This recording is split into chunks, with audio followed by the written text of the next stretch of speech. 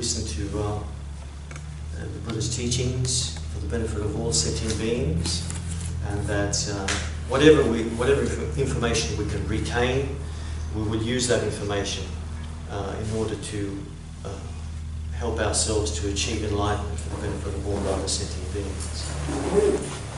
Yep. So check your motivation in that way.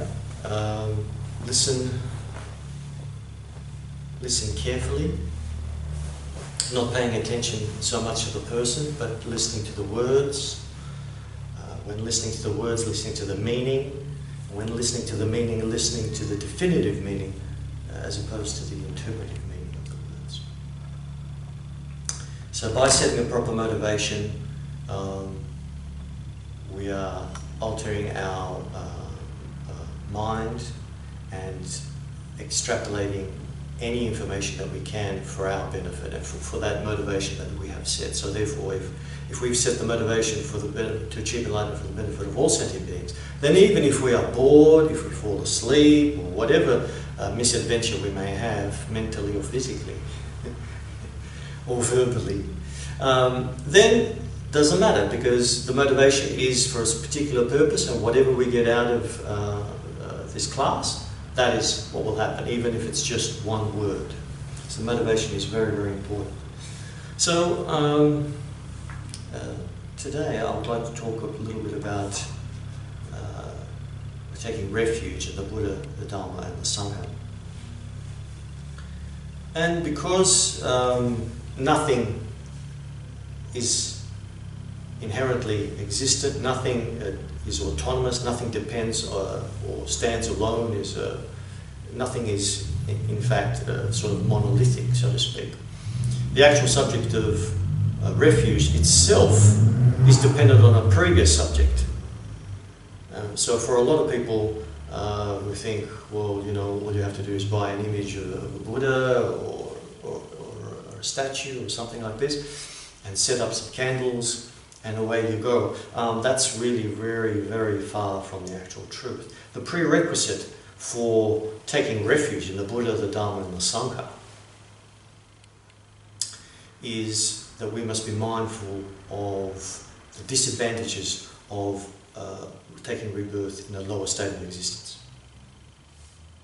So, a lot of people can call themselves Buddhists and could be practicing for their entire life, but in fact they would not be technically regarded as Buddhists because they have no idea what it means to take refuge in the three jewels.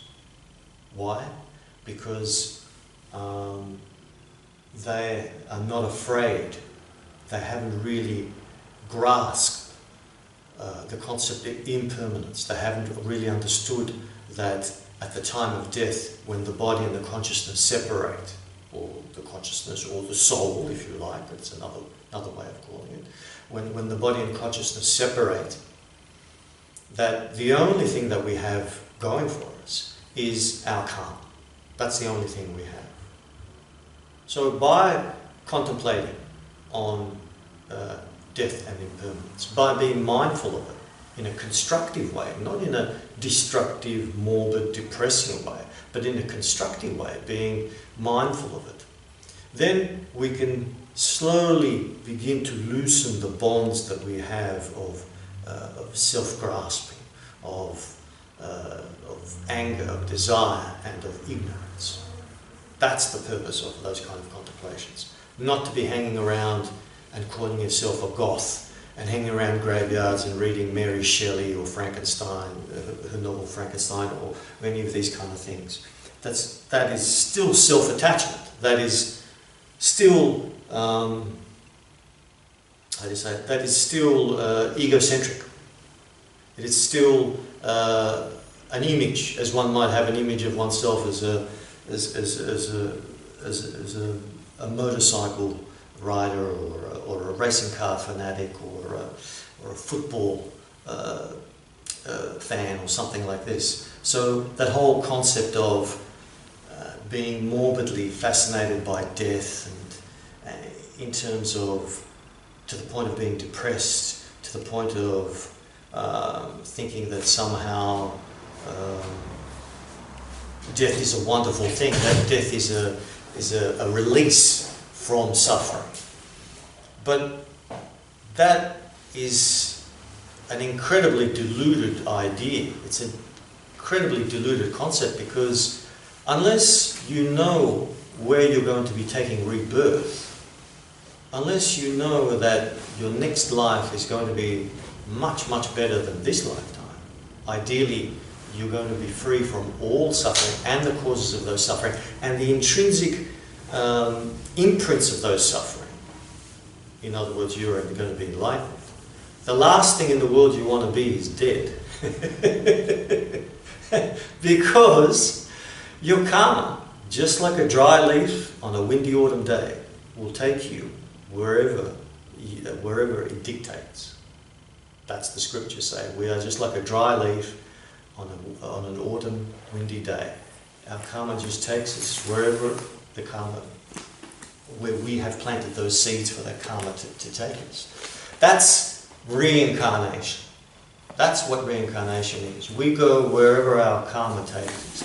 Incarnation means somebody takes rebirth consciously to the family that they choose, the time that they choose, the place, etc., etc. An incarnate Lama is an enlightened being who has decided voluntarily and consciously to take rebirth in order to be of benefit to all sentient beings by spreading the Dharma. So there's a difference between incarnation and reincarnation. We are reincarnated because we have no control over our consciousness. Because if we did, we would be enlightened. Because nobody would voluntarily wish to suffer. So because we are suffering, and we can see that we are suffering, you can see that we have no real free will over that.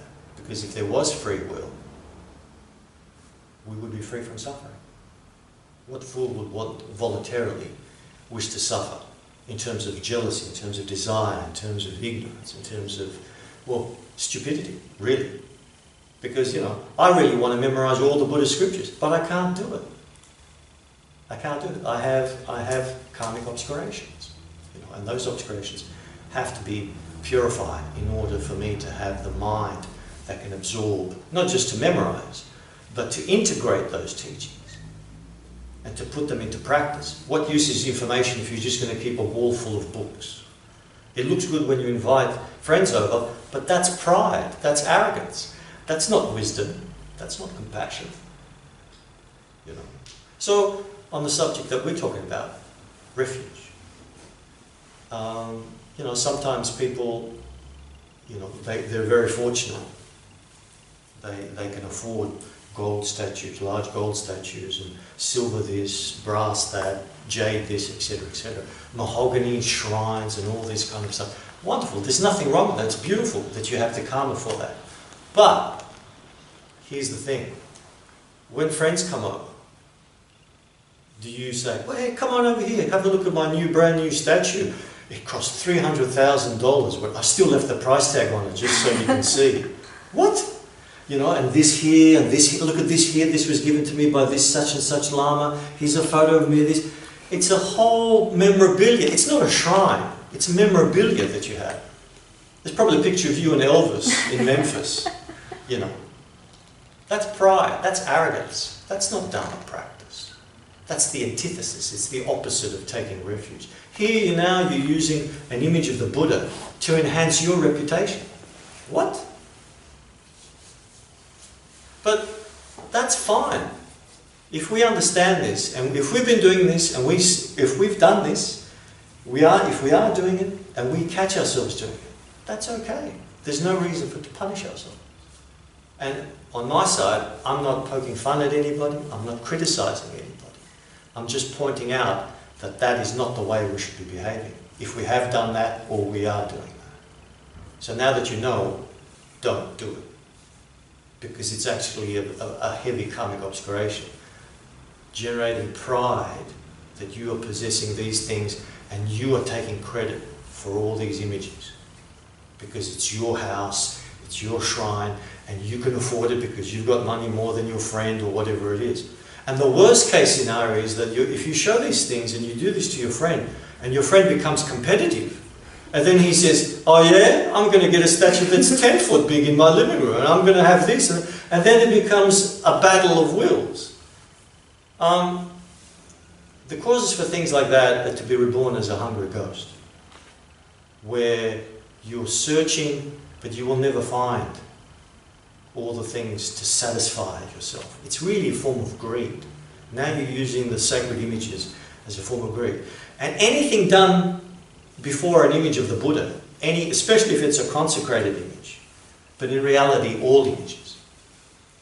If you have taken the refuge vows, and if you've taken the refuge vows, if you've taken, as a lay practitioner that is, if you've taken refuge vows, if you've taken bodhisattva vows, and specifically if you have taken tantric vows, and we're not even talking about ordination vows here, we're talking about as a lay practitioner.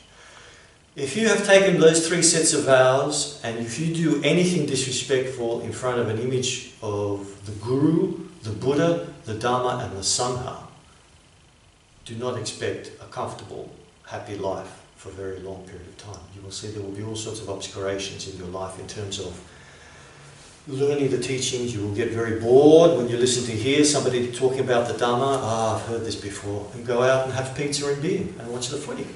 Nothing wrong with that. There's nothing wrong with that, if that is what you want.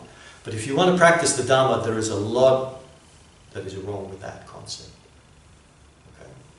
So, anything that we do disrespectfully in front of the Buddha, the Dharma, and the Sangha magnifies thousands and thousands and thousands of times over. So if we have an argument, if we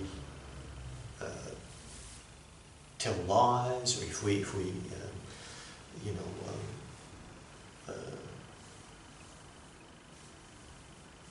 we don't arrange the images properly, if we use those images improperly, as I've just outlined, any of those things, your karma amplifies thousands and thousands of times more rapidly than previously. It would have been better not to have those images in your house at all than to use the Buddha Dharma for worldly purposes. So the causes for us to be reborn in a lower state of existence, which is the prerequisite subject for taking refuge. The causes to be reborn in a lower state of existence are many, many, many and varied. Killing a fly with an angry mind, without regret, as we've discussed in the subject of karma. Killing something, knowingly killing something without regret, with no remorse, and without promising not to do it again. All those factors contribute to actually accomplishing a full karmic action. So therefore, you must reap the rewards or the actions of that karmic act. So what does that mean? Killing something means that somewhere, somehow, you yourself will come to a shortening of lifespan, either identical with what you've done or similar to what you've done. Now you do that on a consistent basis, without any remorse. It's a huge negative act, killing insects on a regular basis, without any kind of purification process going on. It compounds, karma compounds, until really you start, your health starts to degenerate, and the signs of shortening lifespan occur. It may or may not, depending on the karma, but in your next lifetime, it's guaranteed that we will have to reap the karmic consequences of killing. Now, killing is an obvious thing. We all know that it's bad because it hurts the sentient being that we are killing. And we know that it's a very heavy action. But what about subtle things, like slandering someone, talking negatively about people, sexual misconduct, adultery, stealing, even the small things, not necessarily stealing a car or millions of dollars, but stealing small things, pride, being angry constantly at someone all the time, This is no good, that's no good, and all this, constantly being in a negative state of mind. Now, being in in that kind of state of mind once or twice is okay, but constantly being in that state of mind, it's not what you want to be when you die. So, by not understanding karma, and by clearly not understanding that there are more causes for suffering in this and future lifetimes than there are to be actually happy and to be free from suffering, then there is no reason for us to take refuge. You have no reason to take refuge because you're using an image of the Buddha just for your own worldly benefit. So you look good. Look, I brought a whole plate of food and everybody can see I brought it. And then I brought a whole bunch of money and things for my Lama and stuff like that. You're only using it to show off. You're only using it for your pride. And you're in competition, consciously or unconsciously, you're in competition with others. How come the Lama asks her all the time to help him? What about me? I can do the same thing. So there's this sense of resentment. And the antidote for that is to be happy for the other person. That's what the Buddha taught. The Buddha never said, monks and nuns, I want you to compete amongst with each other amongst, so the monastery can function. The monastery will never function as long as people are bickering and squabbling and being jealous of each other. And the same principle applies for us lay people who are part of a Dharma center, or even just being at home.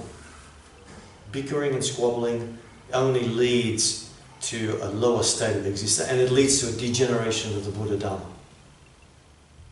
Because then people come to a Dharma center and then they say, oh, this is what it's all about. It's just bickering and squabbling amongst each other. When am I going to get taught what to do and what not to do? What to adopt and what to abandon? When am I actually going to be free from my anxiety and my, my, how to say, what do you call it when somebody puts themselves down all the time, Self-deprecating. Self-deprecating mind, thank you, When am I going to be free from all these doubts in my mind? Where is the good stuff? Because everybody here at this Dharma center, in theory, I'm just theoretical Dharma center, not this literal center. When is everybody in this, when am I going to get the good stuff? When am I going to be taught how to behave? And a lot of people don't want to be taught how to behave because as adults, we voluntarily come to a Dharma center. We voluntarily come to the Buddha Dharma per se. We want freedom, but we want freedom my way. Okay, you tell me what to do, but I'll do it my way. Whoa, whoa, whoa, whoa. Hey, let's step back a little bit here. Let's step back a bit here, If you want it your way, there's no way in the world you're going to be free from your suffering. Why? Because you've been doing it your way for years and years. And look what's happened. How far have we gotten? Where have we gotten? So what we want is to do it the Buddha's way. The Buddha taught the Dharma. Not you, not me, not anybody else. We're following in the Buddha's footsteps. Yeah?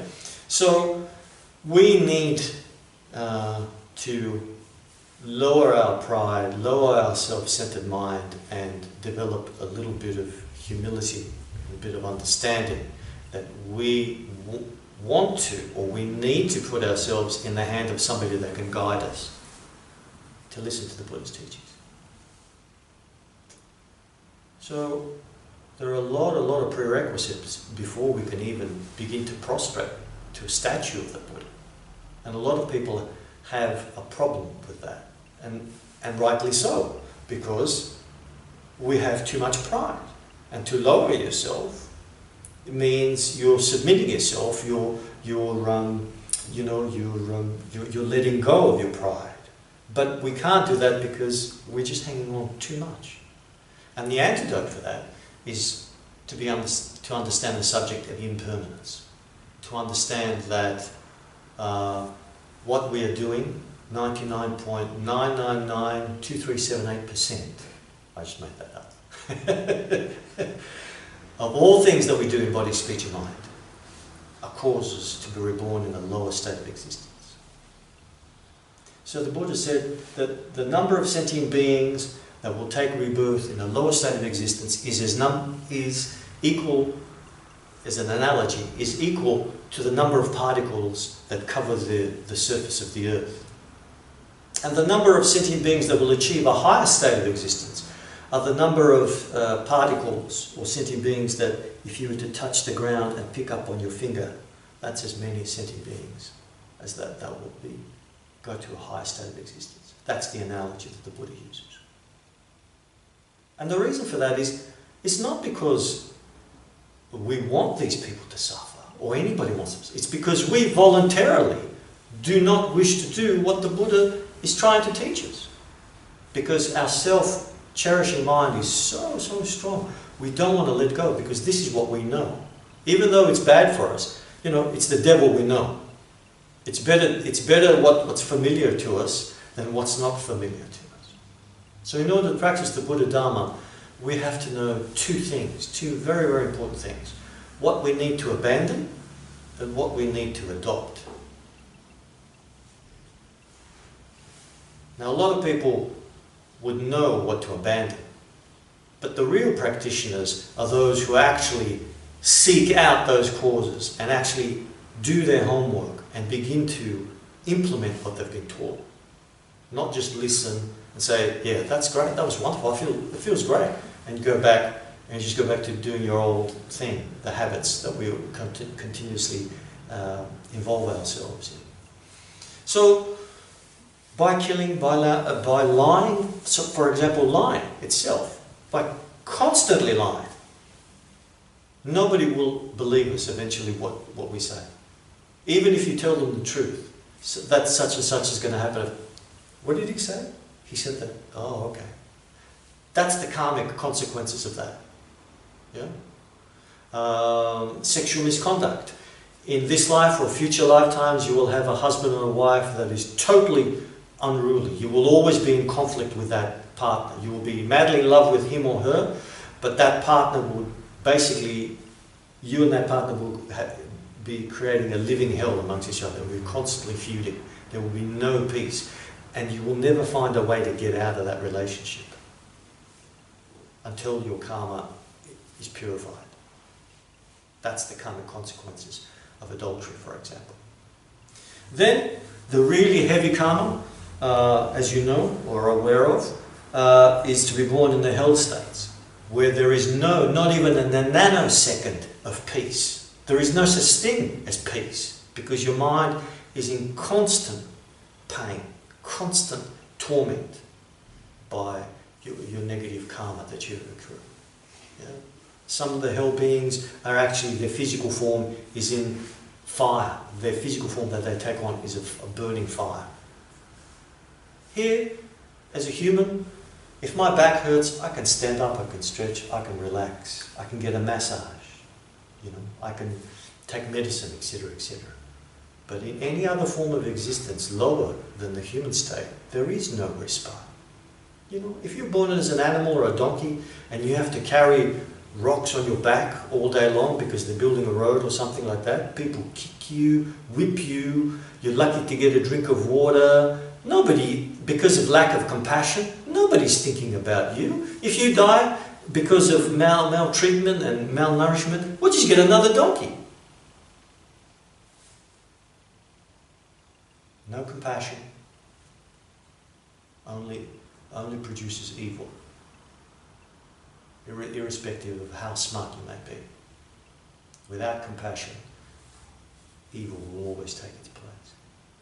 So we have to look very, very carefully and say, oh my goodness, you know, I've said this, I've been thinking bad. But a lot of people may think, well, you know, I'm not really doing anything, I'm not saying anything really to that person's face. I'm maybe behind their back, okay. You know, but they don't hear it, you know, because I can trust the people that I'm, you know, gossiping to, you know, and I know they won't betray my confidence. But still, you don't understand. Mentally, you hate that person, for example. You really wish negative things for that person. Karmically speaking, if you did that for a very, very long time, you would actually accrue the karma of actually hurting somebody. If you thought for 10, 20, 30 years, like, just like the Buddha had an evil cousin, you too may have an evil cousin. And every time there's always a conflict. Boom, boom, boom, boom, and it goes on for a whole lifetime. Even though you may have not physically hurt that person, you have accrued the karma of actually hurting someone over decades and decades and decades. That's the power of anger. That's how negative and how forceful it is. So everybody falls into that category. That's just the nature of samsara. But the point is not to feel, oh my goodness, you know my deepest, darkest secrets. That's not the issue here. The issue here is to look within ourselves. All the Buddhist teachings are regarded as personal advice. Personal advice. They're not just things in a book and you just read it and you memorize it or whatever it is. No, no, no. It means nothing. This is medicine. This is a prescription for medicine. What good is a prescription if the doctor gives you a prescription and you put it in your medicine cabinet and that's it? Gee, you've got a lot of prescriptions here. You must go to a lot of teachings. Oh yeah, Dalai Lama, Thich Nhat Hanh, yeah, da, da, da, da, da. Have you taken any of that medicine? Quick story. Namkhen Nobo Rinpoche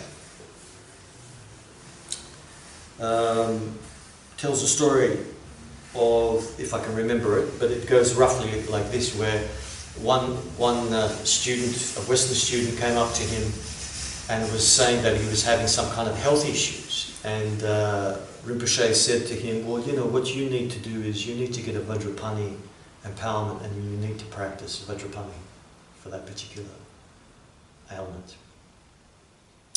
And the guy said, okay, all right. So he went off. And then sometime later, about a year later, when Rinpoche came back to that place to give teachings again on an annual basis, the guy was still there and he still had the same problem. And he said, well, I told you need to get a Vajrapani empowerment, you need to recite the mantra, and that would help you for that. Okay. Then another year or so go by later, and then Rinpoche noticed that student wasn't there anymore. And then he inquired, he said, what happened to that guy? And he said, he passed away. And Rinpoche said, well, did he ever get the Vajrapani empowerment? No, he didn't. It never occurred to that student to ask Rinpoche to give him the empowerment and to give him the teaching on how to do that practice. The answer was right there in front of him. He was telling him what to do. But because of his karmic obscuration, for want of a better expression, he just didn't get it. He just didn't realize what was happening. And that pretty much summarizes all of us. Especially those of us who have a karmic connection with the Buddha Dharma. That's the most important thing. Those people who live next door or whatever, because they don't have karmic connection with the Dharma, it's not possible to help them by teaching them what to do. Because they won't listen, they won't have the patience to sit down and open their mind and heart and say, okay, what can I do? Yeah. But for us who have that kind of patience and that kind of willingness, then it becomes very, very important, because then you realize time is very, very precious. Because there are so many things that we need to do in order to prepare for our death. And that's what religion is all about. It's a preparation for death. Reciting mantras to the Buddha and all these kind of things, they're not there just to cure your headache or to make sure you find, a beautiful husband or wife or have a good job or anything like this. These are worldly concerns. And as Atisha was asked the question, what happens if I were to pray for lots of money and fame and all these kind of things? And Atisha said, well, you will get those things. But after you die, you will go to hell. Because you used all your money and all those things only for pride, only to inflame your delusion of anger, desire and jealousy. You didn't use all your money and influence to pacify and eradicate those causes of suffering. You inflamed them. You put kerosene on fire. That's what you did. But if you're practicing the Dharma and you're a sincere practitioner and you have the money, of course you're going to use the money to educate yourself. You're going to use the money to buy Dharma books. You're going to use the money so you can go on pilgrimages. You're going to go on so you can attend teachings all around the world. You're going to use the money so you can buy a little house somewhere so you can go on retreat on a regular basis. If that is what you do, and you use the money to help the poor, the sick, the needy, to set up Dharma centers, to give to the Sangha, because they're professional Dharma practitioners, they shouldn't be working. They should be practicing the Dharma 24/7 and living simply and practicing constantly in order to maintain the Dharma so it doesn't degenerate. They're the ones that need the support. They're the ones that need the money more than we do. Now, unless you're using the money and influence and fame, etc., for that kind of benefit, then we can't say what you're doing is a virtuous action. Because it's only there, what you do in body, speech and mind is only there to inflame our delusion. It's not there to pacify or to eradicate it. That's why the Buddha said, another form of Buddha, another form of Bodhisattva, I should say, by the name of Jesus Christ said, it's easier for a camel to walk, to pass through the eye of a needle than for a rich man to go to heaven. Because a rich man will only use his money for power, for greed. He will not use, or rarely use, his money in a selfless way, in a compassionate way. So it's easier for a camel to pass through an eye of a needle than it is for a rich man to go to heaven. Yeah, that's very, very, very true. That's very true. So by not being concerned about this, by not really seeing through study, contemplation, and ultimately meditation, seeing that really we are comfortable and content, but this is not going to last for very long. Because the lifespan of people, is not guaranteed to be a very, very long time. Just recently, the oldest person in the world, a Japanese woman, died at the age of 117. Wonderful, brilliant karma, fantastic, absolutely wonderful. But we ourselves are not guaranteed of such longevity.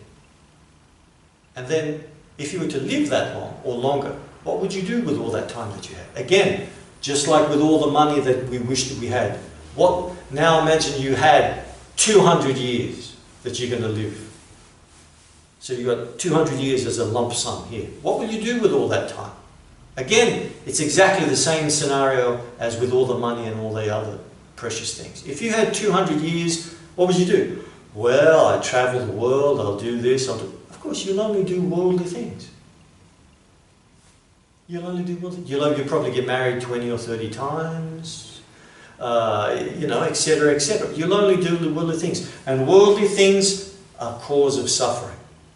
Directly or indirectly, they are the cause of suffering. So you would spend 200 years just creating more and more suffering. Maybe it's better to live 80 years. And also we would cause problems for other people too, directly or indirectly. Maybe it's better to live 50 years if that's the case. So you're shorter and shorter. The more problems we cause, the better it is that we live shorter and shorter lives. Because it's no good to hurt anybody. So again, be careful what you wish for.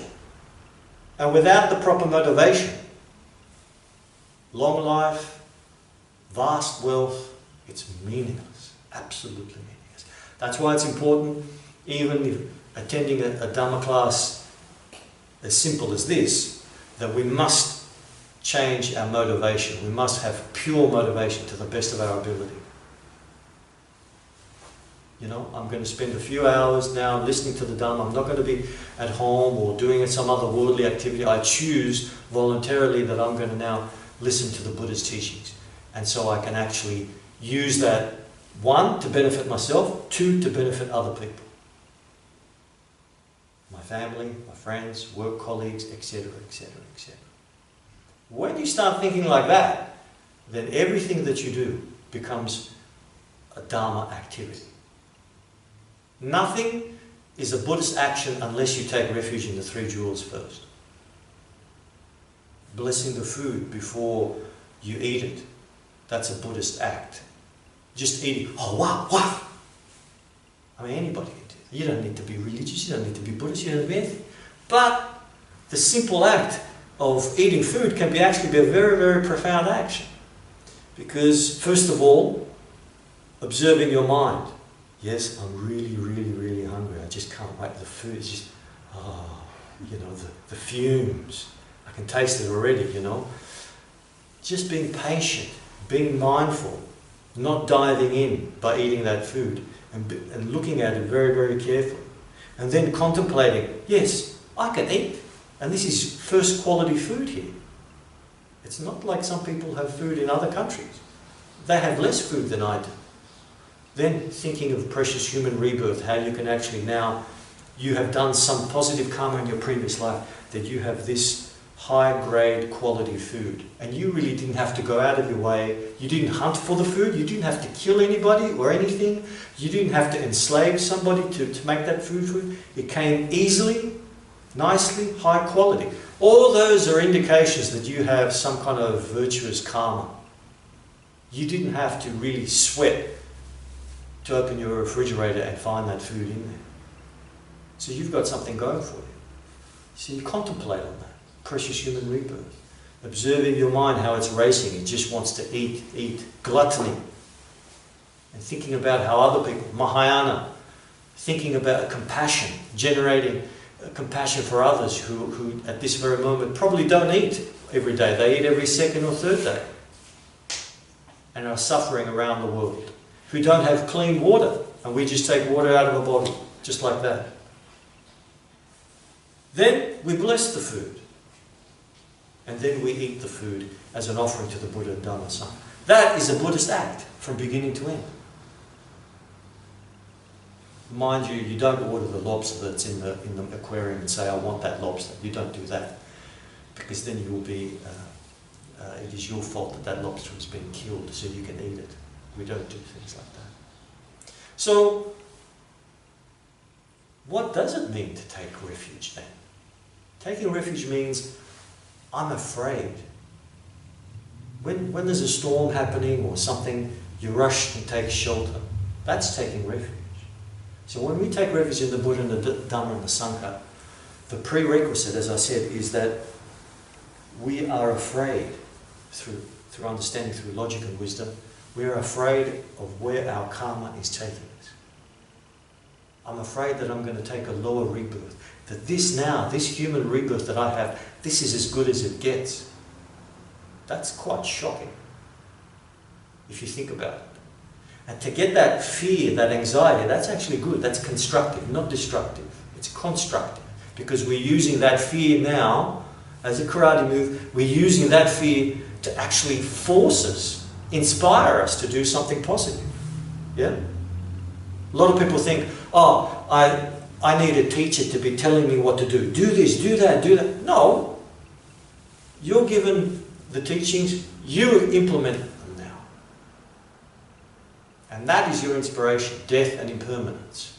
And that being born, understanding that there are more causes to be reborn in the lower state of existence than in the higher state of existence. And that is the fear, that is the inspiration, that is the driving force that makes us study and practice night and day. Night and day. For those who are genuinely sincere about the Dharma. Ordained or not. Yeah? Once we understand that, then we have to think, is there some way for me to get out of this? What can I do to actually slow this process down, to stop this altogether? There must be someone that can help me. And it is this point that we turn to the Buddha, the Dharma and the Sangha. Only at this point do we do that. That's what it means to take genuine heartfelt refuge. And you can see how somebody could spend a whole lifetime thinking they're taking refuge when in fact they've got it wrong all the time. There's nothing here. It's all up here. It's just show. I just give the food the money, and then off I go. And we create causes more and more. As I said before, we sometimes through our pride to the image of the three jewels, that becomes now the cause for even greater suffering. So whichever way I turn, there's always this suffering and pain. Who can help me? And it is this point that we now look at the life of the Buddha and what the Buddha actually did. So that is the prerequisite for taking refuge. Unless we have that, unless we understand that subject, like genuinely understand that, we cannot say we are taking refuge in the three jewels. And from that we can infer that technically you are not a Buddhist. And if you're not a Buddhist, you don't have access to the refuge vows, you don't have access, when you get into the Mahayana tradition, you don't have access to the Bodhisattva vows and the Tantric vows. Tantric vows, no Vajrayana, no enlightenment in a very, very short period of time. We don't plant the seeds to be enlightened in a very, very short period of time. So by taking refuge sincerely, we qualify as a Buddhist. By qualifying as a Buddhist, then we gain access automatically to these three types of vows. We automatically lay the foundation to receive all the Buddha's teachings. Without that, we have no access to the Buddha's teachings whatsoever. It's not possible. It's like saying, you know, you're in primary school. You know, I was going to say kindergarten, but I'll give benefit of a doubt and say primary school and say, when I get to university, I'm going to be the architect, I'm going to be ecologist and all this kind of stuff. But we do nothing to get to university. We buy all those books and we imagine we're going to get there, which is wonderful. Which is wonderful. You know, to plant those karmic seeds is wonderful. But between uni and those primary schools, what are we doing? So it's the same thing here. You know, I'm a Buddhist, I've practiced this long, I've done this, etc., etc. But we don't understand why we're taking refuge. Now, if you are doing prostrations, or if you have real resentment to do prostrations, don't make me. I'm not bowing down. Don't you make me do that? You know, don't forget it. If somebody has that much pride, and getting them to do, or asking them, because you don't want to force anybody, if asking them to do prostrations to that kind of person, to that mind, would be a form of punishment. Do you understand what I'm saying? If you have that kind of resistance to not doing a virtuous action, to continue to wallow in your pride, then by saying, hey, give me 100 prostrations. It's the equivalent of like a master sergeant in the army saying, Johnson, 400 push-ups now. It's like that. That's punishment. That's the equivalent. But if somebody takes refuge and they've done something wrong, they don't need a Lama to tell them they've done something wrong, because self-reflection, self-understanding will say, oh my goodness, if I do this, then that's going to happen. Carry the 1 times 33, 4,000. Oh my God, that's 42,000 eons I'm going to be suffering, whatever it is. You know, I better do, you know, a couple of 100 prostrations here. It becomes a form of purification, because your mind has let go a little bit of your egocentricity. And you're willing now to do this small act in order to purify or diminish those actions. Only somebody who has been studying the Dharma and can see the benefits of practicing and the disadvantages of not practicing would voluntarily do something like that. Otherwise, it will be a form of punishment. And that's what a lot of people fall into that category, that the Buddha Dharma is a form of punishment. Why in the world am I sitting here for 4 or 5 hours reciting mantras and doing this funny visualization, which is just kind of like, it totally escapes me. Again, it's a form of punishment, when they could be with their friends going to a movie or something. If that is the case, please go with your friends and have a good time. Never think of the Dharma as a form of punishment. And that's when, in meditation, when people are forcing themselves to meditate, forcing themselves to think on one subject, and forcing themselves to sit there for 3 or 4 hours, and then they get up and think, oh, that was great, I did 3 or 4 hours. But they slowly realise that when they look at their cushion, they're now really being put off. Every time they think of sitting back down that cushion, oh, now I have to sit there for 3 or 4 hours, they're punishing themselves. It's like being put in a corner. All right, that's it. Sit in the corner there, right now. To them, that's their interpretation of meditation, because that's what they're doing to themselves. Nobody's punishing you, but you yourself are forcing yourself to concentrate on something and sit there rigidly on something that you really don't have the capacity to fully understand what you're doing. So you're punishing yourself. That meditation. There's nothing to that meditation. It's just mumbo jumbo. And you get put off slowly, drop by drop. Next thing you know, you're not even practicing Buddhism anymore. You're not even interested anymore.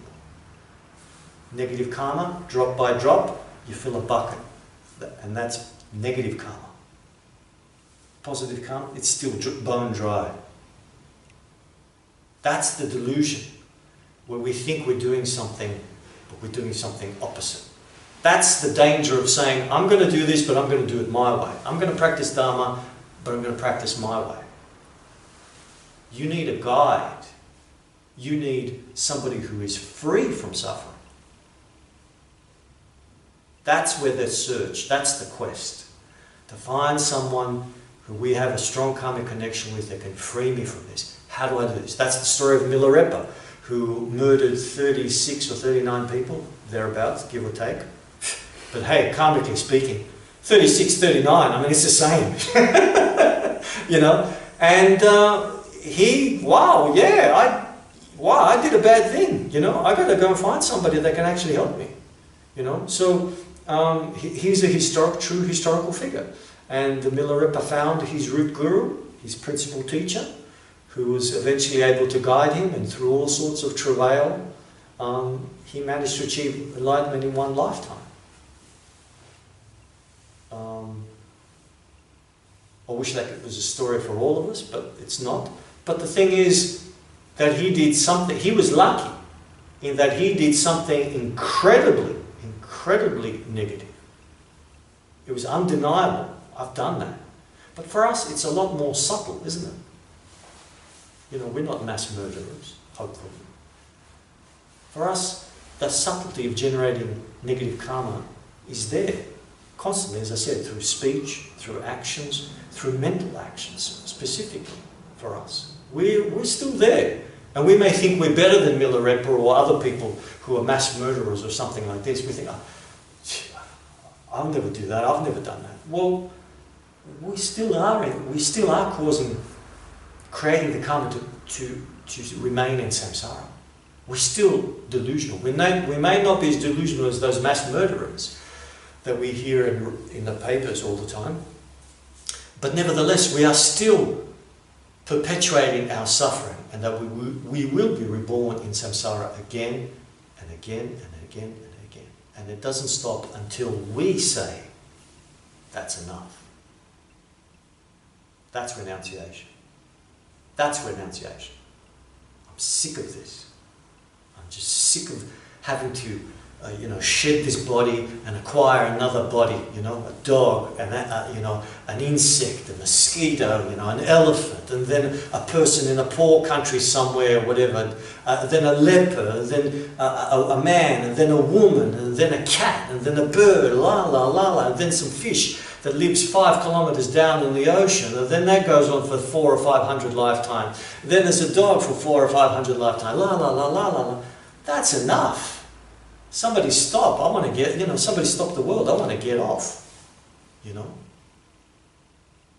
That's the seeds of renunciation. First we have the fear. We can clearly see that we're going to take a lower rebirth. We have that fear and we take refuge.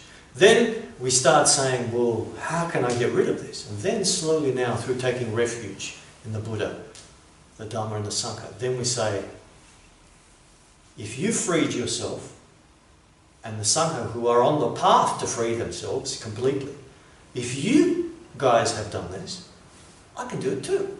And the Buddha says you can do it. The Sangha says I can do it. Who says I can't do it? Well, there's, you know, my relative says I'm not a very good person, you know. And then you say, you know, like you could say, oh, my ex-husband or my ex-wife said I'm never going to amount to much. My teachers at school say I've never amounted to much. I'm hopeless at this. I'm not good at this. So the only people are just worldly people. They're not enlightened. The Buddha said, if maggots and insects have the desire to achieve enlightenment, they can accomplish it. Let alone us who have this precious human rebirth, who have access to the Buddha's teachings, who have the presence of mind to read and ascertain what's right and what's wrong, to incorporate those teachings, to meditate, to practice ethics, to have concentration, to have the wisdom to free ourselves and other people, to help them to free themselves from all suffering, you know. That's amazing. So we have absolutely no idea what we have. And that's irrespective of what our job is, what our gender is, what our race is, etc., etc. Yeah? It makes no difference whether we're a king or whether we clean toilets for a living, you know. The point is that we have a Buddha nature, and that Buddha nature is inherent in all sentient beings. Now, if you want to achieve enlightenment, then it's possible. And that's why there are classes like this. This here, what we have is a space. You bring your time, I bring my time. Everybody is voluntarily doing this. Yeah? So we are sharing this moment together. Yeah? I'm sharing what I've learned through the kindness and blessings of my Lama and all my other teachers. And I'm sharing it with you to accomplish something that will benefit you because I know it works. Not that there's anything special about me, but there is a lot special about my teacher and all my other lamas. And that perhaps somehow some of their blessings will be able to brush off via me through to you. That's what's happening here. Now, if you can easily shrug that off and say, ah, yeah. You know, but still, Robert, you're not a monk, you're not this, you're not that. Again, that's not the proper motivation. If somebody really understands the suffering that we're going to be experiencing in the future, wherever you can get the Buddha Dharma, you grab a hold of that. Whatever, and keeping in mind, before the Buddha was enlightened, right, the Buddha received only one little bit of teaching, and then he spent many, many, many lifetimes before he achieved a little bit more teachings. It was 3 eons before he put all the pieces together and achieved perfect enlightenment. Oh, I heard somebody told me there's a teaching on, bodhicitta in somewhere in Taiwan. Off you go there. And all the pieces come together. How long is an eon? 10 to the power of 59. That's 1 eon. 3 of those, that's how long it took the Buddha to achieve enlightenment. Through just conventional means, through the sutric path. That's how long. For us, we've got it all in one cookbook. We don't need to go through all that suffering. And that's the compassion of the Buddha. Because he had proven to us that it is possible. To denigrate that in any way, form or shape, you accrue the negative act of denigrating all the Buddhas of the past, all the Buddhas of the present, and all the Buddhas of the future. Your negative karma, you would glow as if you were radioactive. That's how bad your negative karma would be. Everything you touch will wilt and die. That's how precious the Dharma is. If you do anything negative towards it, if you put something, don't bother going to that Dharma class, don't bother doing this, don't bother doing that. If that person that you just put off going to a Dharma class, if that person now decides, I'm never going to practice Dharma or anything like that, you have just accrued the negative karma of somebody achieving enlightenment and benefiting others. It's your responsibility.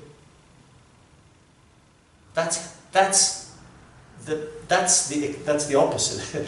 That's the negative side of not practicing the Dharma. And let alone to consciously denigrate somebody who is actually benefiting somebody. That person could be number one, a Buddha, or number two, a Bodhisattva. And that person, minimum, in order to be a perfectly enlightened Buddha, you need to be a Bodhisattva. If you impede a Bodhisattva from teaching and benefiting, from doing what they have vowed that they will do, for example, Bodhisattva Mahasattva Kistagaba, for example, who vowed that he would never achieve perfect enlightenment as long as there are beings in hell. If you somehow could impede his, him implementing his vow, then you, as many sentient beings as that Bodhisattva promised to save, that's as much negative karma that you would accrue. So we shouldn't be judgmental towards others, especially those who are trying to help others understand the Buddha Dharma. We should be encouraging. If we have a problem with them, understanding the law of cause and effect, protect yourself. Just back off politely, thank you, and just walk away and leave that person alone.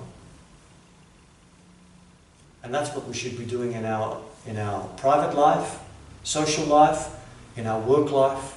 When you see people acting certain ways that are not related to you, or that you are not responsible for in a managerial or a parental way, you know, let those people, leave them alone. Politely, use diplomacy and just back away. It's not necessary to be judgmental of those people, you know. Protect yourself. Okay, so we're looking for, ideally, somebody who has freed themselves from all suffering. And that person, he or she, we call a Buddha. And that is the, and once we understand that that is possible, that's when we take refuge in it. How did you do it? How did you do that? Show me how to do that. Okay? Okay, so now, that's the introduction. Okay, so that's what Pabonka Rinpoche says, that is the causes for, or the basis for taking refuge. Understanding that we will take a lower rebirth and being afraid of that. So the object that we take refuge in the beginning is the Buddha. And by the way, just in case I forget or get sidetracked in some way, the Buddha, in the form that we see him, represents, when you see an image of the Buddha represents all three jewels in one.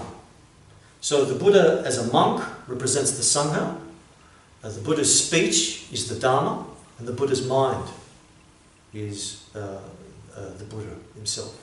So the mind is enlightened, the speech is the Dharma, and the robes are the Sangha.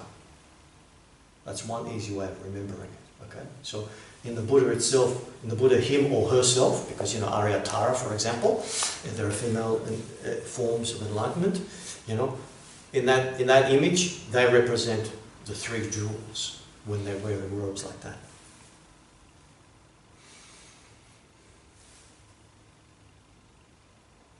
So the most important thing is that we have to take refuge in somebody that is themselves free from all these delusions. Sometimes you see that people take refuge in spirits, in tree spirits, or river spirits, or forest spirits, or you know, because they're going on a especially in the olden days, you know, when there were no cars and modern technology, you know, when people had to travel long distances, they would always do prayers to, well, this is my lucky tree, you know, and I make food offerings or fire offerings or anything like this. Now, those tree spirits or earth spirits, they do exist. It's just another form of existence, another form of reality. In Tibetan Buddhism, we say that there are, you know, water spirits, Nagas, you know, who are in the form of snakes and tree sprites and things like this. Yes, you can make food offerings and all this kind of stuff. And maybe they will benefit you in some way in terms of your health, in terms of maybe you will get some money or something like this. But the thing is, they are not enlightened. They are still in samsara, they're still delusional. But even though they may have clairvoyant powers and other goodies that we as humans don't possess, they are still under the delusion of jealousy, anger and ignorance. So when you stop giving food offerings, and that particular spirit no longer now gets your veneration, and that spirit may look foolish compared to other spirits around, and that spirit actually may feel insulted. So rather than helping you, they can actually harm you through anger and jealousy. Because there's no compassion involved here. They are not free from delusions. So we have to be careful who we take refuge in. So for example, in certain cultures, there's, giving incense offerings to ancestor worship. Now there's a little bit of a problem with that in terms of the Mahayana path.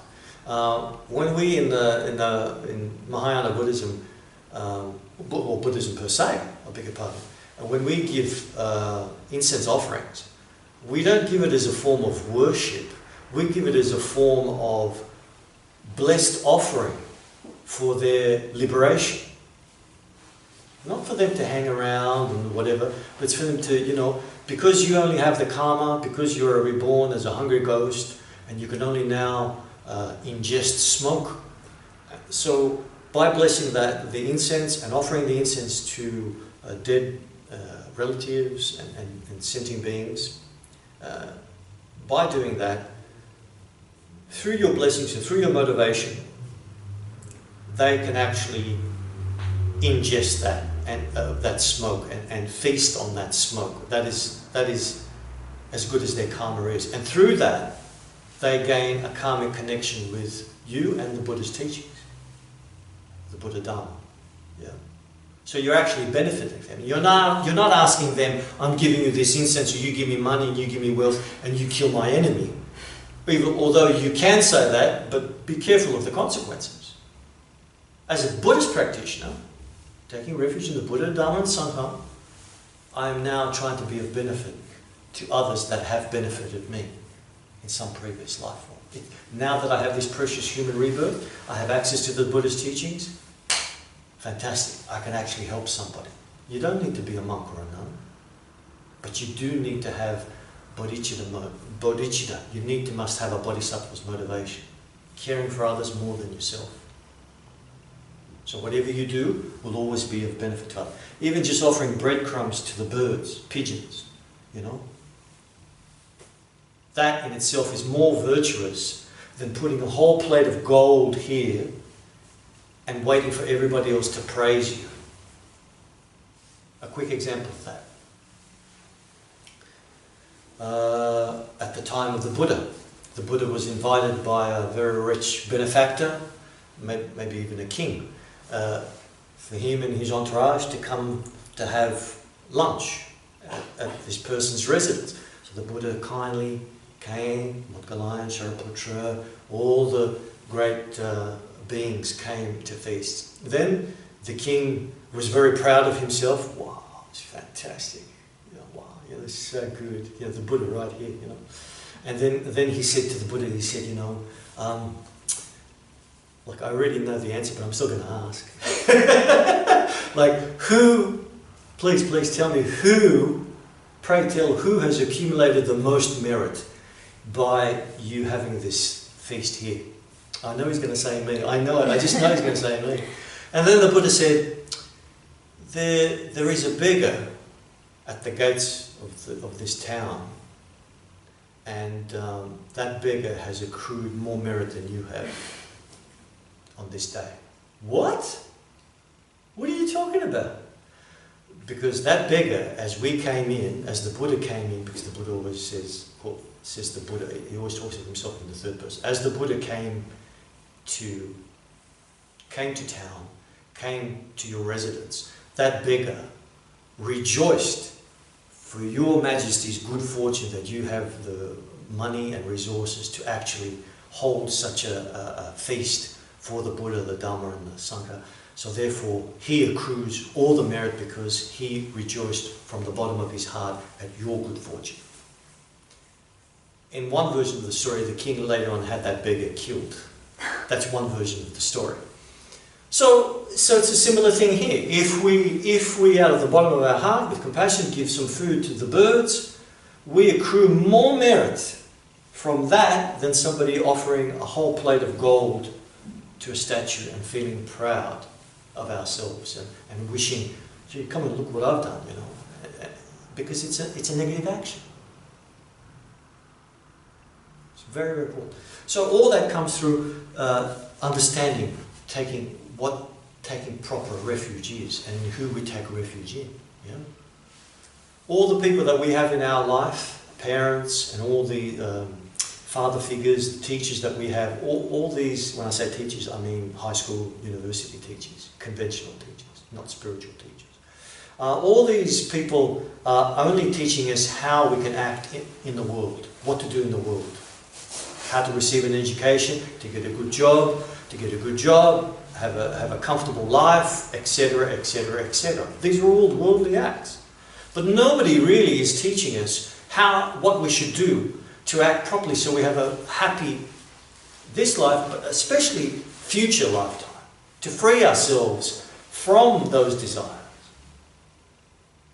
So we are taking refuge, we say mentors or heroes that we look up to, sporting heroes,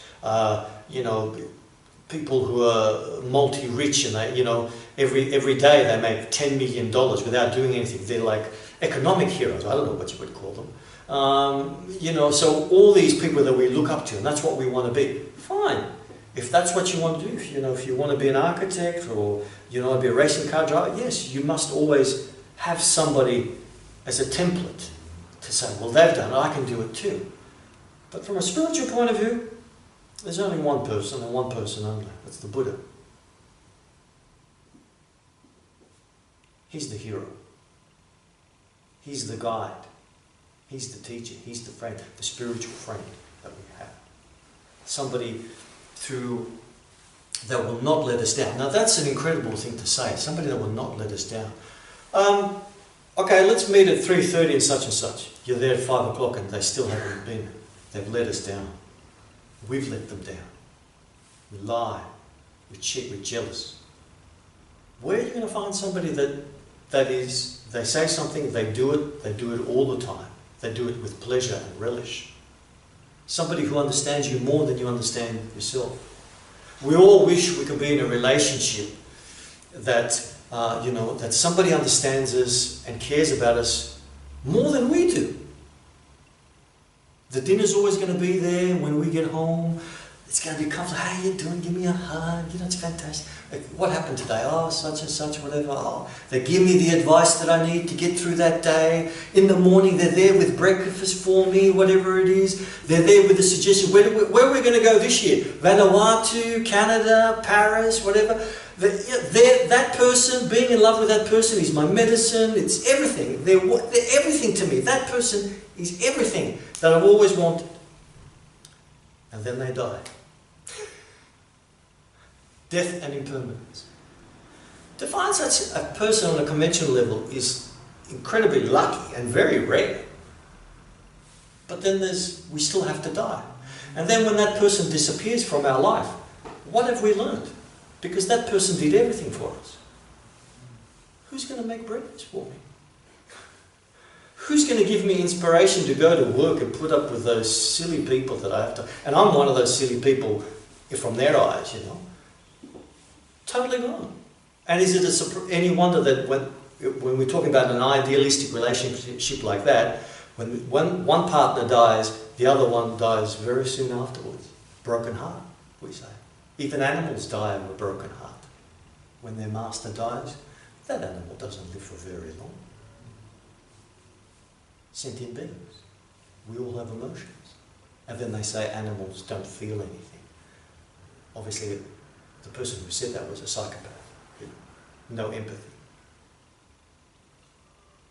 So to find a refuge, find somebody who will accept us, who we are, and then help us, slowly, covertly, help us, feed us the information that we need to change ourselves. Most of us don't understand why we're attracted to Buddhism.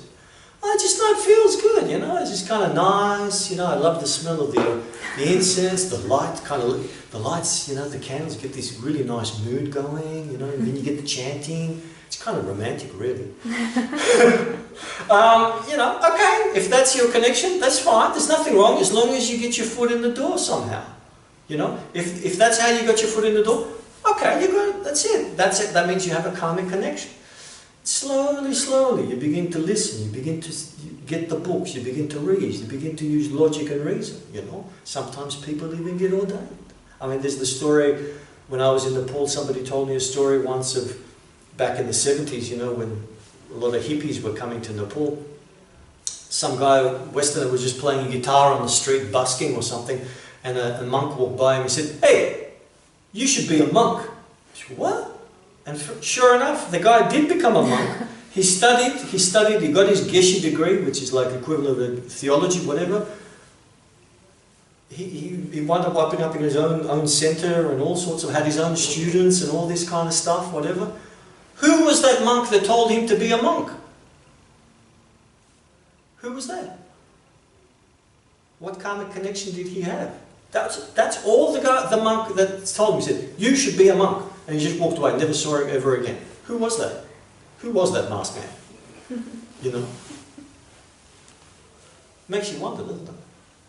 So, that's what we're talking about. We're trying to find someone who's freed themselves from all these kind of stuff. Who's actually done it. Okay? And we were talking about the ideal. The next ideal is somebody who's on the path to that. So we're talking about somebody who has bodhicitta. That's why it's said that the minimum requirements for a Dharma teacher, the minimum requirement is to have compassion. They must have compassion. They must be thinking more of their students than of themselves. That's the minimum. Even if they're not a great scholar, even if they don't know all the prayers and scriptures off by heart, that's easy. We can have the books. But you must have the compassion. Without that compassion, then it's all about me. So if you follow the wrong person, next thing you know, he's got 50 Rolls Royces, he's got $100 million in the bank account, he's got lots of girlfriends. Whoa, hang on. What kind of Dharma are you practicing here? You know, what is this all about? Well, it's about me. Well, yeah, of course it's about you. It's not what the Buddha taught. So we have to use logic and reason and not just be emotional and get hooked up in somebody's charisma, you know. I mean, Elvis is a great guy, but no disrespect, but whoa, you're not enlightened, man. You know, love the songs and everything, but, you know, don't be cruel to a heart that's true, you know. So that's what we need to be constantly looking at. Who are we going to be entrusting to lead us, to guide us? Now with all this stuff about the Royal Commission into banks, you know, people have gone to bank investors, you know, and all this kind of stuff, because they've got lots of money, but those bank investors were really thinking about themselves. They weren't thinking about you and your nest egg that you've only got so much money, and you know you're retired, whatever it is, and you want that money to go on a little bit longer, and you want to invest. But if you pick a wrong investor, they're going to rip you off, to put it bluntly. So the same process, the same principle is applicable here. I want to be free from samsara. But if you put that yourself in the hands of the wrong person, they're only going to take advantage of it. That's the danger. But if you continue for years and years being with the wrong teacher, it's virtually impossible to extrapolate yourself from them and undo what's been done. And rightly so, you will feel betrayed. So isn't it better to do some homework and study and understand what constitutes a proper teacher, what constitutes an enlightened being, what constitutes a bodhisattva, what are the qualifications for the teacher, and then what are the qualifications for a student, on my side as a student, how I should be acting, not just them, and to really check what those things are before we actually begin to do this thing. Because it's very easy to spend 10 or 20 years, as I've seen, through Dharma centers around the world, of people just basically regarding a Dharma center just as an extension of their living room. You know, hey, how's everybody going? Calling monks and nuns by their first names and this and going to the fridge and telling people what to do and all this kind of, just an extension of you know, that's not the way we should be behaving. No ethics. Without ethics, the Buddha Dharma degenerates. And then nobody can bring it back, really, until Buddha Maitreya comes back. So, So the Buddha, an enlightened being, is a proper object of refuge. So the reason why the Buddha is a proper object of refuge, one, the Buddha himself or herself is free of all fears. Oh, please don't say that. I'm afraid. A Buddha isn't afraid. Because of our inferiority complex, that's the word I was trying to think of before. Because of our inferiority complex, we're always afraid. Afraid of the dark. Well, in Buddhism, there is only one form of darkness, and that is ignorance. That is the greatest darkness there is. Going out into the street when it's dark, that's peanuts compared to the darkness of ignorance, where you're totally blind as to what to do, what not to do, and your true nature, Buddha nature. We're blind to that. That is our ignorance. So Buddha is free from all those fears because he is enlightened. He's eradicated the causes for dualistic thinking, the causes for this to be thinking of ourselves as inherently existent, thinking permanently of ourselves. And why are we afraid, really? We're afraid because I'm afraid what you're going to think about me. I'm afraid what you're going to say about me. And what is that thing that you're really hurting when you call me names or you think badly about me? Oh, Robert, you look silly, you're a stupid person. Oh, man, that really hurts. You cut me, Shrug. You cut me, Shrug, you cut me deep. But where did he cut it? What happened? And that's our, in common parlance, ego.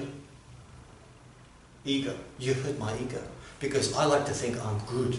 I like to think I'm a good person. I want everybody to think I'm a good person. Everybody thinks the same way. But then somebody shows up and they said, you're not so good. Oh, 1 in 100, and I've got a problem now. Ooh, I want 100 out of 100, you know. The Buddha has freed himself from that. It makes no difference what you think, whether you like them or not. That's why burning pictures or throwing statues of the Buddha or whatever, should you have such a delusional thought, that's your karma. You will never destroy the Buddha in that way. You will never even begin to scratch the Buddha in that way. You will never be able to hurt the Buddha or harm the Buddha in any way whatsoever. Because the Buddha, the Dharma and the Sangha are beyond that. You only reap the negative karma of that. That's why it's important never to do anything negative in front of an image of the Buddha. Yeah? Because you're only hurting yourself. Yeah? But because we are delusional, we take it out on others. We hurt you. I think you hurt me because of my self-cherishing. No, I'm going to hurt you. And so it goes on. The Buddha has freed himself from that. So he's free from all fears. Animals, not afraid of tigers, not afraid of snakes. That's why the archetypal image of, the Buddha touching, patting friends with the lions and the snakes and all this kind of stuff, because they have no fear. And if you have no fear, nobody else is going to be afraid of you. So we're going to be friends. We're not going to be enemies. We're not going to have, what are you thinking about me? Oh my goodness, the way you're looking at me. There's none of that. You just, as soon as you see them, like, wow, hey, how are you? Wow, how are you? You feel as if this person accepts you for who you are, they understand you, they're willing to listen to you. It's all you.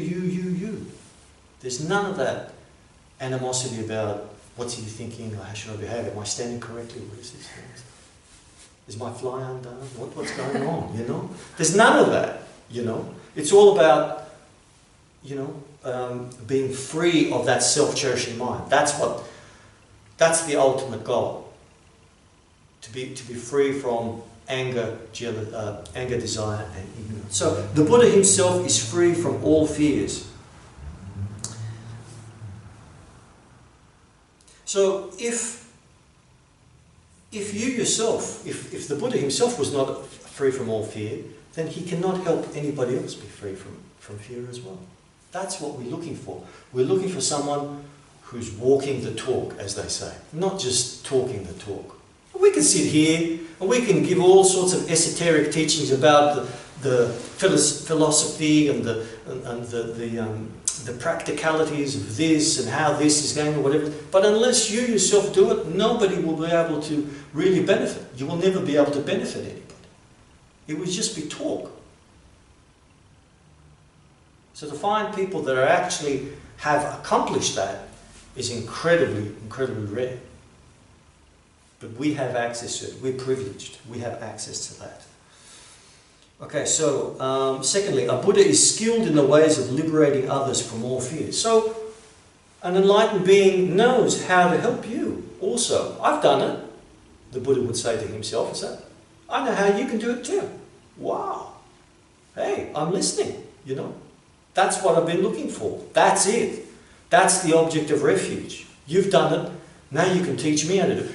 Why is he teaching it? Because he has extraordinary compassion. He's not saying, yeah, I can teach you, but, you know, I need to see some green stuff first. What? You want me to give you flowers? No, green stuff, man, come on.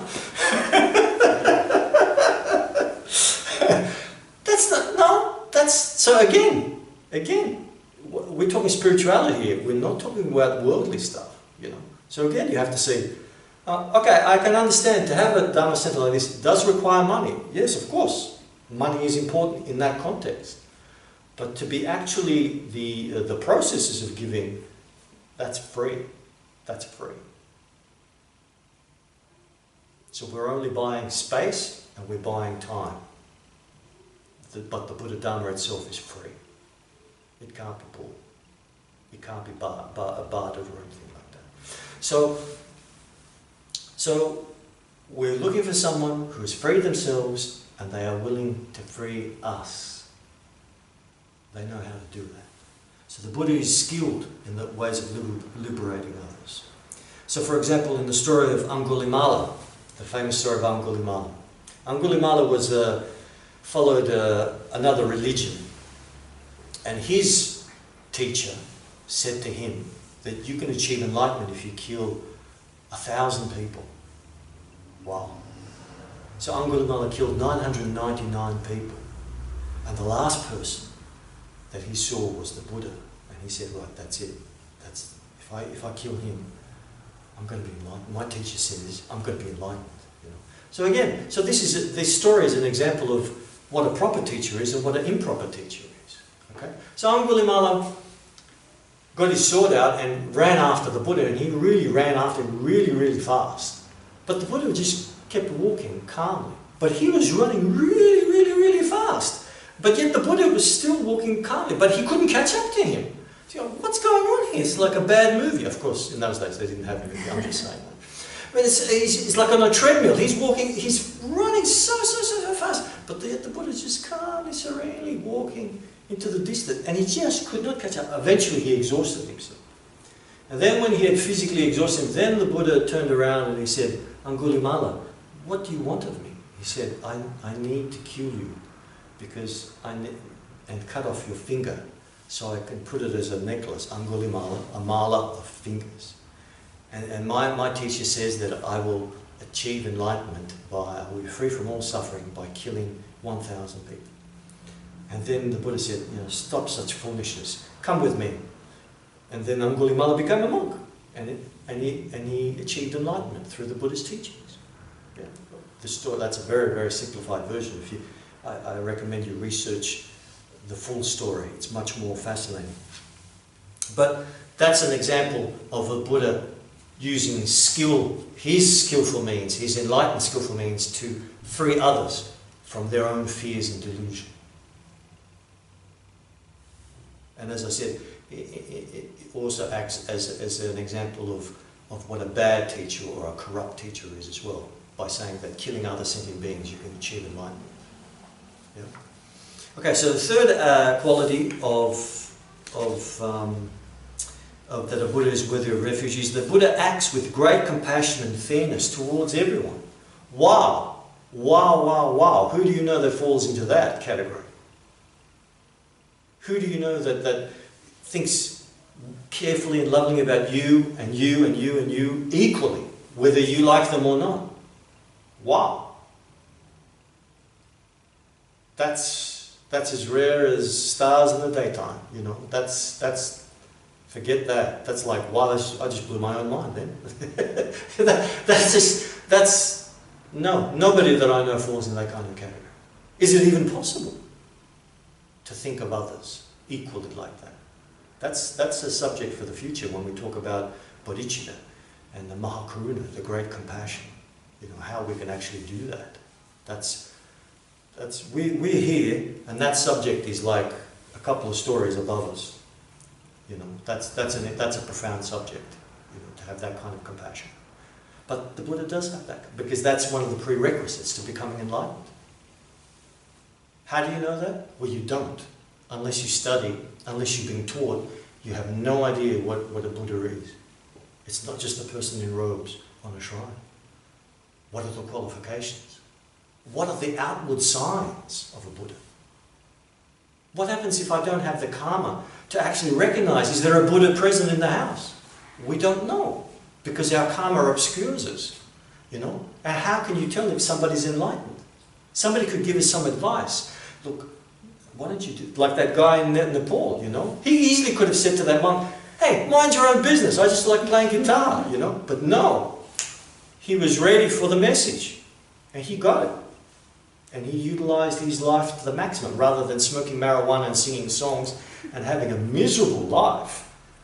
He actually did something productive and really used his life to the maximum, you know. So here, a person who lacks the quality of treating everyone with great compassion and fairness will help his friends, but not his enemies. Shakyamuni Buddha did not regard his own son Rahula more favourably than his enemy, Devadatta. Wow. I mean, that alone, you could spend this whole life just thinking about it, contemplating and trying to emulate it. That's how profound that is. You know, and that's what we should be doing. You just don't read about it here and just, oh, that's great, and just have a little checklist, just like, you know, you do an examination or something like that. Not at all. These things should be life-changing. Therefore, we need to actually study constantly. It doesn't matter how often you've heard the teachings. You will be a different person next year than you were this year, and so on and so forth. And that's why we need to constantly renew our understanding of the Buddha Dharma. Constantly, because we're changing all the time. What we knew about the Dharma 10 years ago is totally different than what we know about it today. Simply by virtue of the fact that we have matured. We've experienced a lot more in this life. We've hopefully become a little bit more contented and focused. So therefore our understanding of the Buddha Dharma should be a little bit deeper, a little bit more meaningful.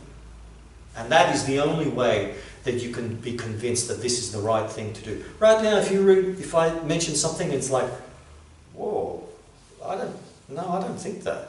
I don't really believe it. 10 years from now, yeah, you're right. You're right. I'll give you an example, my own personal example, personal experience. I went to my teacher once and I asked a question, quite a delicate question on emptiness.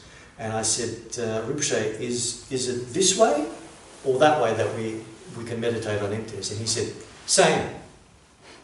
It took me 2 years to figure out, yeah, it is the same. But at least it was 2 years and not 2 lifetimes. And that's the blessings of the Lama. And that goes to show how we change. Without the guidance of a teacher, it's not possible to have that kind of change. Because we don't have somebody telling us, it's just a minor thing, just do this and do that. It's just that 10%. The rest of the 90% is up to us in terms of study, in terms of contemplation, in terms of going on pilgrimages, etc., etc. That 90% is up to us. 10% is the teacher's job. Just, yeah, do this, try that, try this. If that doesn't work, okay, what about this? That's it. It's just like at university or any kind of education system. You don't need your teacher to be there all the time. They just give you the homework, they give you the instructions, they answer the questions, they get rid of the doubts, and they make sure that you're on the path.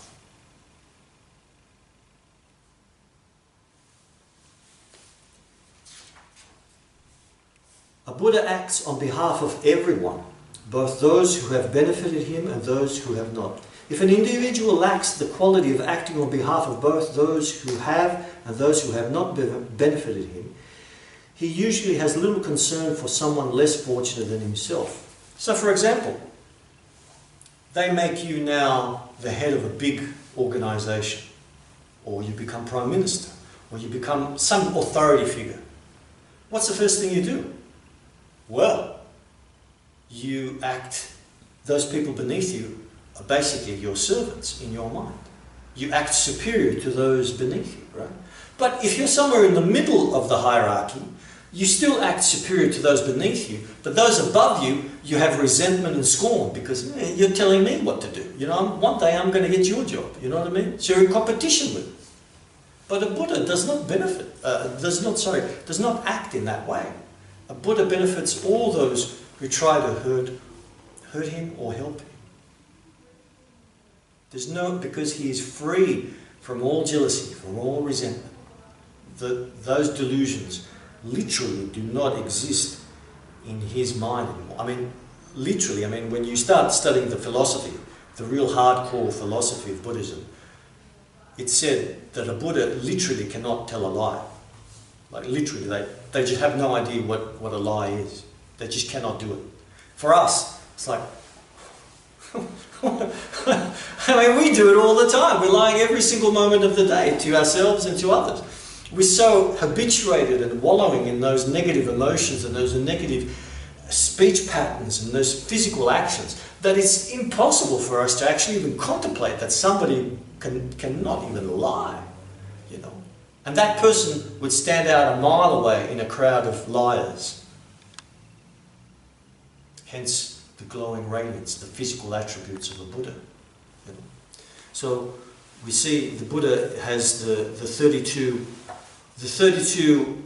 major marks and the 80 minor marks, which are all the results of certain karmic action. I'll just read some at random here. Some of the 32 marks, let's see. Soft, youthful hands and feet are produced by giving excellent food and drink to others.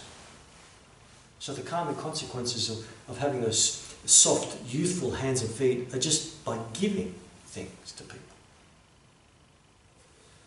Large, straight bodies produced by refraining from taking others' lives. So all the attributes that we see of a Buddha, the halo, the colour of the skin, the clothes not touching the body, the leaving of the Dharma chakra footprints, etc., etc., etc. All those things have karmic, ethical causes of performing virtuous actions. Giving offerings to your teachers in previous lifetime, speaking softly to people, not yelling at them, yeah? Not being miserly, yeah? Rescuing animals from drowning or being killed, etc., etc., etc., etc., etc. Ethical behavior. Ethical behavior. That's the most important thing. That is the foundation. We don't need to be a monk or a nun to start following ethical behavior. So I'll leave that for a little bit later on. But at the moment, because we're running out of time, I'll just go a little bit more here with taking refuge in the Buddha. So some of the qualities of the Buddha's body. The Buddha has the 32 major and the 80 marks. He's having the Dharma chakras on their feet and their hands, the crown protrusions, the ushnish, tsupu, the hair that in between his eyes. So the major marks indicate that the person possessing them is a great being. The minor marks are signs that a person has corresponding inner qualities. So all those things are indication that there is something going on internally that we are not privy to. Something. For example, when we receive the blessings of our Lama, you know, those blessings only come. They are a byproduct of their own spiritual maturation. They are a byproduct of that. On their in their enlightened qualities. So when we say ask for a Lama to bless our mala or to bless us or in some way, or our belongings or something of this nature, those blessings come from their inner realizations. If we don't believe that they have those inner realizations, then we don't receive anything. If you don't think that the Buddha is enlightened, then you don't receive the blessings of the Buddha, you know. If you don't think the Buddha is even a bodhisattva, then we don't receive the blessings of a bodhisattva. But the opposite is true. If you think that they are a Buddha, they are enlightened, then we receive the blessings of the Buddha. If you think they are a bodhisattva, then we receive the blessings of a bodhisattva. If you think they are an ordinary person, we receive nothing. Because an ordinary person cannot bless us, cannot show us how to free ourselves from fear, because they themselves are fearful. At least that's our perception, if we see them in that way. Yeah? The truth may be different, but that's the way we see it. Okay, so maybe we should stop this here. And we'll continue on. Luckily this will go on for another 2 classes when everybody's back from holiday. And we will continue on with the Dharma and the Sangha, and then later on we will talk a little bit about the subject that ties very, very closely with this, and that is Guru devotion in our teacher, the qualities that we need for a teacher. And I will briefly talk about that. That's very important, because that subject is very much connected with the 3 jewels. Because without a teacher, you will never gain access to this kind of teaching. Simple as that. Because why? Because the teacher in Mahayana, specifically it's taught in the Mahayana tradition, the teacher is more important than the Buddha. And that may seem like a sacrilegious thing to say, but as we will see, the point being that the Buddha has come and gone. We don't have access to a Buddha, but we do have access to our teacher. So the teacher is the one that acts as an intermediary between the Buddha and us. He or she is the one that guides us towards the Buddha, the Dharma and the Sangha, towards enlightenment. So therefore, the teacher is more beneficial to us, more compassionate to us than the Buddha himself. Why? Because the teacher is sitting right in front of you. But the Buddha has come and gone. Where were we when the Buddha was alive in this world, physically emanated? What were we? What rebirth did we take? Were we at Bodh Gaya? Were we at Deer Park, at Sarnath, listening to the first turning of the... I don't think so. Because if we were, we wouldn't be sitting here right now. We were somewhere in Samsara, but we weren't there at that time. So therefore, we don't have direct access to the Buddha, but we do have access to our teacher. That's what we'll talk about later on. Okay, so now we'll finish off with a Chenrezig purification practice, where we visualize Buddha Chenrezig, either a 12-arm version or a 4-arm aspect, or His Holiness the Dalai Lama. If that's easy enough for you to visualize, please do that. Or if that is too difficult, then perhaps just as like a ball, like a very large snowball with a slight tinge of pinkish colour to it. Think of that ball as the essence of a Buddha Chenrezig, who is the combined compassion of all the Buddhas and Bodhisattvas in one.